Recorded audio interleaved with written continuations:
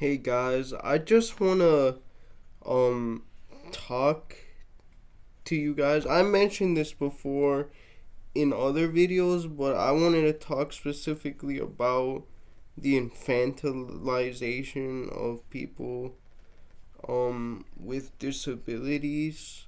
Um and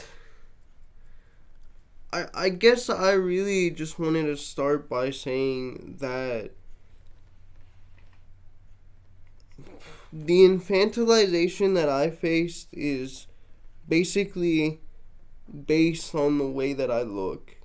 Um, in all honesty, because I have to carry around a chair or be stuck to a chair at all times. At all times. So, and like I said before, also first impressions, those snap judgments that people make. But once I actually, people get to know me, if they allow me to get to know them after that first impression, they start to realize, like, oh, okay, this is just pretty much a regular dude, and he's actually pretty smart, stuff like that. But yeah, it's that, right? Like, the biggest thing for me that always bothered me is that, like, talking down, like, goo goo gaga baby voice. Fuck that, man. Fuck that.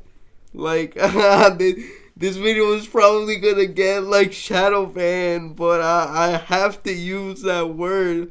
Like, just no, like, I'm not a baby. Like, I'm obviously at a different life stage than most of my peers. Well, actually, maybe not because of the pandemic. The pandemic changed things, but yes, that's true, but I'm still a young adult. Like, you don't have to talk to me like I'm fucking 5.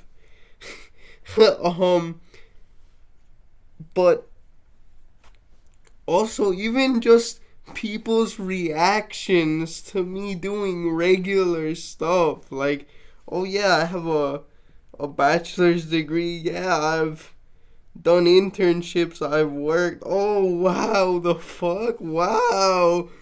You know what you know what I'm talking about, bro. You know what I'm talking about. If you're different in any way, if you're disabled or whatever, um but yeah, people just also take you less seriously. Like, I can't tell you how many times I've said something to a person and they're kind of just like, yeah, well, whatever, oh, whatever. And then an able bodied person says the exact same thing, and all of a sudden they perk up, they pay more attention. They're like, oh yeah, you're so right. And I'm like, what the heck? I just said the same thing. Like, and you know why that is. Don't try to pretend like it's not because I'm in a chair and they're not. Like, you know what I mean? It feels like anything I do, I'm still gonna get that type of treatment. And honestly, maybe it would be less if I could walk, but I still think that if I didn't, I would anyway, because I'm short. I'm short, and I know how it is for, this is a tangent, but I know how it is for short guys, because they know how that is too. Um, but it's also, it exposes the fact of how one dimensional um able-bodied people see most of us disabled folks. Like, they think that that is us in our entirety, right? And that's straight up dehumanizing my my dudes, it's dehumanizing. And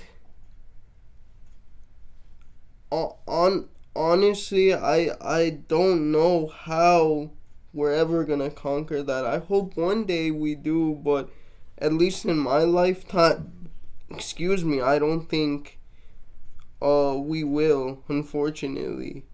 Um and I don't think we'll ever get able-bodied people to understand that disability is a spectrum, and you know, some of us are intellectually disabled while not being physically disabled, others are physically and not intellectually. But even then, all of this stuff exists on a spectrum. Like, there are high functioning intellectually disabled people that, yeah, maybe they won't be able to go to college or be as academically successful as, say, someone like me, but they can still work. You can still talk to them like a regular person. And so, yeah, it's just a whole bunch of our human complexity is just stripped out of us because of that. And it starts with infantilization, with this sort of notion that we are children, we are eternal children, and we need to be protected.